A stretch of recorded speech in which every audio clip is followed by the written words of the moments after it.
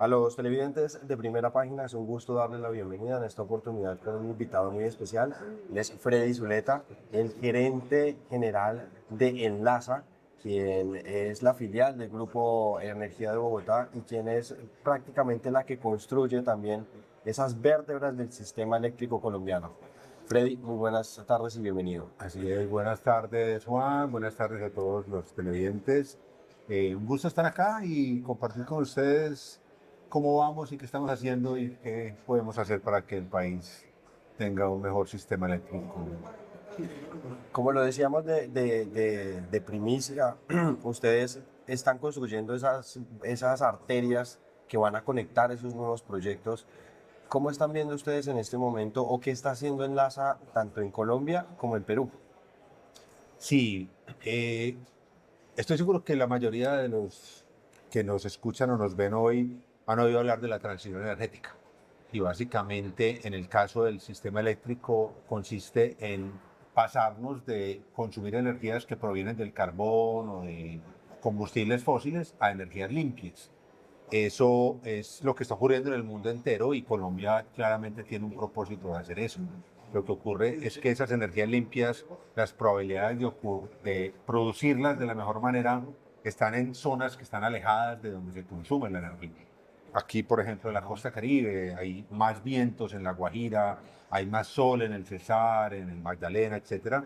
Pero donde consumimos la energía en Colombia es en Medellín, en Bogotá, en Barranquilla, en lugares un poco más alejados de esos sitios. Entonces hay que llevar esa energía hasta allá para que pueda haber una transición y eso es lo que hacemos. Y es una situación parecida a la que ocurre en Perú, la que pasa en Brasil, en Chile, ocurre lo mismo. Las generaciones están lejos de los índices de consumo y las líneas de transmisión son necesarias para que haya transición. Se ha hablado además de que hay un momento de coyuntura y es la necesidad de expandir las redes eléctricas en el país para poder conectar todos esos nuevos proyectos de generación solar, de los eólicos, y uno de esos grandes eslabones es Colectora. Uno, ¿cómo van ustedes avanzando con Colectora? Y dos, ¿cómo ven esa necesidad de expandir las redes eléctricas? Súper importante también entonces que todos entendamos que Colectora es esa línea que, como su nombre más o menos intenta indicar, va recogiendo todos esos parques donde van a generarse las energías solares y eólicas del norte del país y las va llevando hacia donde se consumen. Por eso es la línea que se entiende como el eje central de la transición. Es una línea que va desde la Uribia, en la Guajira Norte, hasta el Cesar en la Loma. Esa línea que en total son 470 kilómetros, tiene dos tramos, ambos con licencia ambiental. Uno tiene licencia hace un año y en ese tramo ya vamos en el 80% de la construcción de las torres. Esperamos tenerla lista, terminada y electrificada o energizada en junio del próximo año. Va muy bien el avance. El otro tramo empieza esta semana construcción, estaba en fase preconstructiva después de tener licencia. Hemos hecho ya todo el trabajo de socialización con las comunidades, de preparación de los patios, de desplazamiento de materiales. Y la fase constructiva empieza ahora y vamos a empezar a ver torres construidas más o menos entre enero y marzo, después de hacer fundaciones, tener todo el acero, etcétera. Entonces va muy bien el proceso de construcción y eso es una señal para que el resto de los agentes del país digan, bueno, sí se pueden hacer proyectos en La Guajira, sí se pueden hacer proyectos en el Cesar, sí podemos hacer transición energética. Se ha hablado de que Colectora sea el eje central de esa transición que pueda llevar esa energía, ese potencial que tiene Colombia en renovables hacia el centro del país. Así es. En el futuro, ¿ustedes cómo ven funcionando a Colectora? Además de ser ese eje de transición, por lo menos en líneas de transmisión. Va a ser súper importante. Colectora tiene en los dos tramos capacidad de atender 2000 megas en un tramo, 1000 megas en el tramo superior, con la posibilidad de expandir en un segundo circuito que lo puede llevar a casi 3. Y esa es una posibilidad que invita a los generadores a ver que esos proyectos sí pueden ser una realidad. Pero mencionaste en la pregunta anterior una cosa muy importante. ¿Qué necesidad tiene el país de expandir más su sistema de transmisión? Y eso tiene dos componentes. Las líneas de transmisión hacen dos cosas. Transportan, obviamente, de donde no hay a donde se necesita, pero hay una segunda, que es la confiabilidad, que es la que la mayoría de las personas no tiene en su entendimiento muy simple, y es La red de transmisión, el sistema de transmisión es una malla que permite que la energía llegue a todos los lugares por distintos caminos, de manera que si alguno de esos caminos en algún momento falla o alguna fuente de generación tiene que salir del sistema temporalmente, haya forma de llevar energía por otro camino. Eso es lo que llamamos confiabilidad. Entonces la red tiene que crecer como va a crecer la demanda de energía eléctrica en Colombia en los próximos años y estar preparada antes de que ese crecimiento ocurra. No puede primero crecer la demanda y después pensamos cómo llevamos la energía. Y ahí es donde la planeación del sistema es tan importante y el crecimiento del sistema de manera anticipada es tan importante. Una de las barreras que ha hecho que esto se dificulte es de pronto la socialización con las comunidades. Y es. El gobierno nacional, ¿qué ha hecho en esa materia de pronto para facilitar el diálogo con las comunidades? Hay proyectos en donde eso funcionaba mucho mejor. El mío colector es un ejemplo perfecto de comunidades enteradas, que han acompañado, que entienden, que incluso preguntan el proyecto cuando llega. Hay otros proyectos donde históricamente ha sido más complejo, una suma de diferentes cosas, pero digamos que son situaciones que creemos que vamos corrigiendo. Hoy el gobierno nacional es muy consciente de la importancia de las líneas en proyectos como el que une Medellín con Cali, por ejemplo, que le da confiabilidad a todo el Pacífico, y los proyectos que llevan energía al centro del país, como los proyectos que pasan por Santander, Boyacá, Cundinamarca. eh, Esos proyectos hemos venido corrigiendo cosas que tenían que hacerse de una manera diferente, y el gobierno hoy ya es mucho más claro y viene en un diálogo con las comunidades para socializar, para explicar, para recoger las observaciones de las comunidades y tratar de que el proyecto pueda completarse en el menor tiempo posible porque el país lo necesita. Pero claramente ahí es un tema donde hemos ido aprendiendo muchísimo, corrigiendo errores, y esperamos que hacia adelante las cosas funcionen mucho mejor.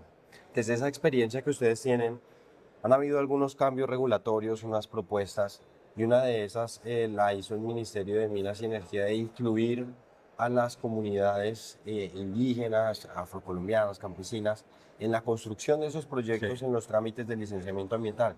¿Eso facilita los trámites para las compañías y para los proyectos? La socialización, la educación, la comunicación, la participación ciudadana claramente siempre va a ser un facilitador.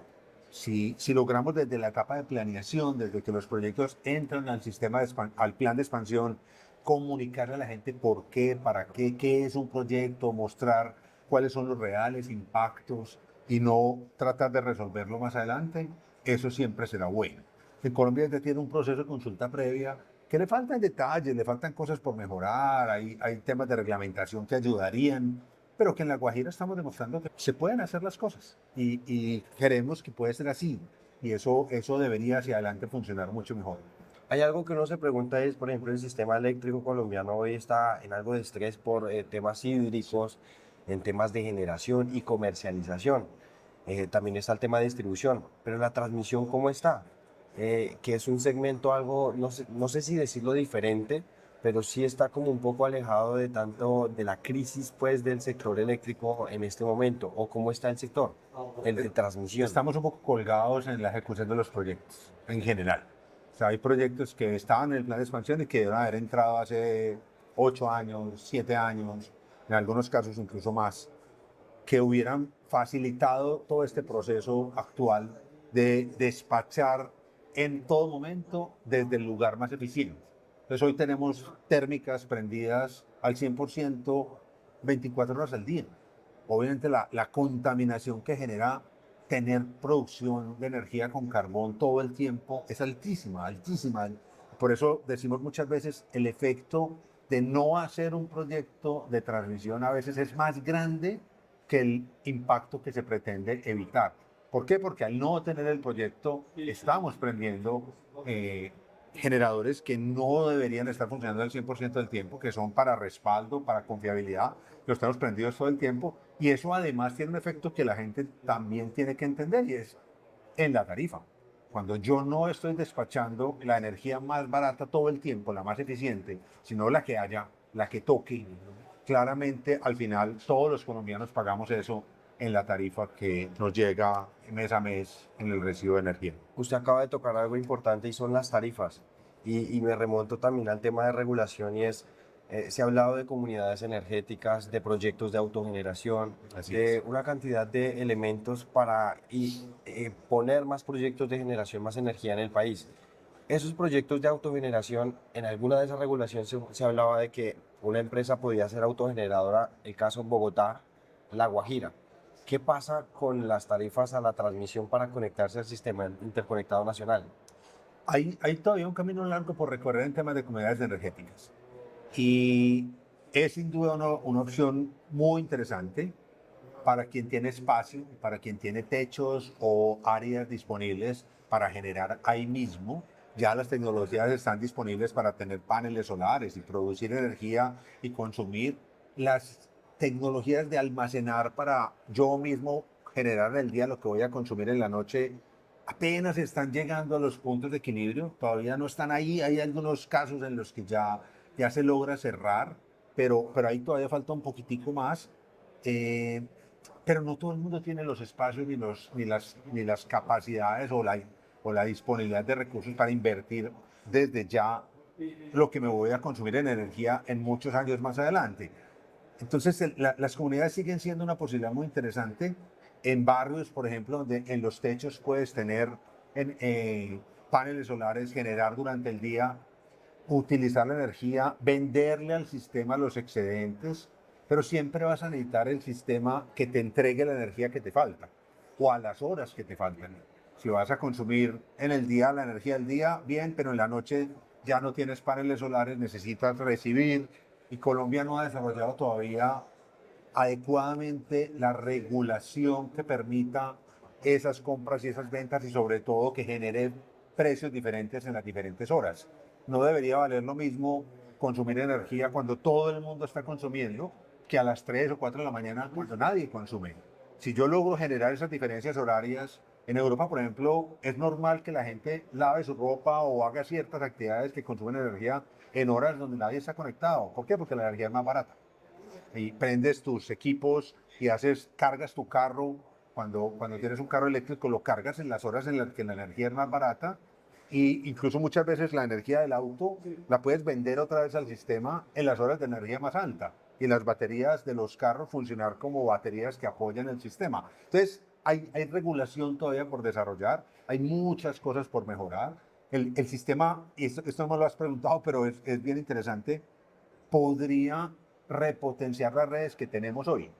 Redes que tienen 20, 25, 30 años, que podrían con tecnología moderna cambiarse para que en esa misma red, sobre esos mismos postes o sobre esa misma línea de transmisión, se pueda transmitir más energía. Pues la regulación hoy no tiene habilitada esa posibilidad.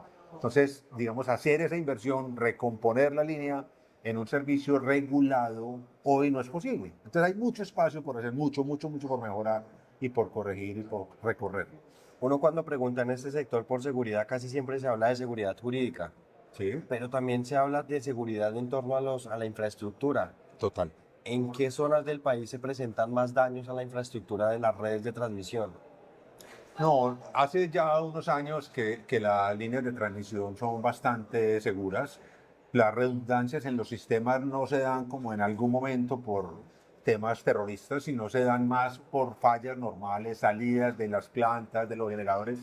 El sistema es bastante seguro, bastante tranquilo. Hay redes más antiguas, subestaciones más antiguas que requieren más mantenimientos, que son las que hablo que se podrían repotenciar, pero hoy el sistema de transmisión colombiano es muy, muy, muy seguro. Le preguntaba también por seguridad jurídica, o bueno, lo ponía en contexto porque al principio le hablé sobre Perú Sí. y hay algunas empresas que han dicho que Perú hoy le está extendiendo el tapete rojo en materia de inversiones, en beneficios tributarios para el sistema eléctrico. Caso de Celsia que está llevando proyectos eólicos que tenía en La Guajira. Ustedes ya tienen operaciones en Perú. Las comparaciones son feas, pero ustedes cómo ven esa diferencia de los pares en la región, por lo menos en el sistema eléctrico. Construir una línea de transmisión en Perú o en Colombia no tiene enormes diferencias. Digamos que en el sistema de transmisión la diferencia quizás es que Perú es un poco más agresivo en su plan de expansión. Perú sí está creciendo su sistema a una tasa más alta y preparándose y robusteciendo su sistema de transmisión de una manera más fuerte, interconectando zonas que no estaban conectadas, etcétera, a una tasa más alta que nosotros. pero en el proceso de construir las diferencias no son enormemente grandes. Brasil tal vez sí tiene algunos temas que podríamos mirar con cuidado en el manejo de las tierras, de las servidumbres, etcétera, en el proceso de licenciamiento, pero en el caso peruano no tanto. Pero para los generadores aparentemente sí hay unas ventajas de hacer sus parques o sus granjas en Perú más que en Colombia y tiene que ver un poco con esa idea que se ha generalizado en Colombia de que hacer acá temas de consulta previa, ir a territorios nuevos, es difícil. Y es algo que queremos con Colectora ayudar a desmontar. Y a decir, oh, mira, ahí está la línea, ahí está la autopista, venga que sí, sí es posible generar y conectar esas plantas acá y volver a traer todos quienes estuvieron mirando en llevarse sus proyectos para otro lado. Bueno, ya hablamos de la necesidad de expansión, pero ¿cuánto tienen planeado de pronto invertir en LASA este año o el próximo año en nuevos negocios? Este año, la inversión nuestra en infraestructura este año supera los 700.000 millones de pesos. El año entrante, con colectora construyéndose, eh, con suroccidente, que la licencia debe estar por salir, en fin, más lo que estamos haciendo en todo el resto, supera el billón de pesos. 1.2 billones posiblemente en inversión en redes de infraestructura el próximo año. Más investigación y trabajo en lo que les decía ahorita, en cómo logramos repotenciar líneas actuales, cómo logramos mejorar nuestras competencias para servir a los generadores que deberían llegar y deberían decir, bueno, usted ya hizo colectora, usted conoce el territorio, usted conoce las comunidades, venga, usted puede ser mi mejor aliado para conectar mi línea de transmisión a mi nuevo parque, a mi nueva granja solar. En eso también estamos trabajando muchísimo para ser el mejor aliado de los generadores. Bueno, Freddy, y no me puedo ir sin antes preguntarle, o la gran pregunta que todo el mundo se hace, ¿el país podría apagarse en caso de un nuevo verano crítico como el del fenómeno del Niño? Sí, yo sé que esa pregunta es de las que genera titulares de prensa, pero es difícil decir que no. Tampoco puedo afirmar 100% que va a pasar y decir una fecha, pero claramente hay una situación compleja, hay una coyuntura de agua en los embalses, de no lluvia suficiente, de falta de gas, de no las líneas de transmisión en el tiempo correcto y a la velocidad correcta. La suma de todas esas cosas, de no cambiar la hidrología, claramente nos pueden llevar a situaciones de racionamiento. Apagones en el sentido de que todo se apague de un momento a otro es muy poco probable, yo diría que cero, porque el sistema hoy tiene un nivel de manejo muy superior. Pero de cara a que pueda haber momentos en que haya que racionar ciertos sectores o ciertas zonas porque la energía ahí en esa zona no es suficiente, puede pasar. Yo eh, mentiría si yo creo que eso no va a pasar. Yo pienso que hay una probabilidad importante. Algo que se le quede en el tintero de pronto. No, no, agradecer y decirle a todos que realmente estamos trabajando muy fuerte. Este es el segundo año de Enlaza. Ya vamos en 4.200, 4.300 kilómetros, de los cuales están en construcción un poco menos de 2.000, pero que van a estar en el servicio en los próximos 2 años. Un compromiso total de que estos proyectos salgan y que el país tenga la confiabilidad que merece en su sistema eléctrico. Bueno, Freddy, muchas gracias por su espacio en primera página. No, muchas gracias y bueno, gracias a todos por escucharnos y vernos.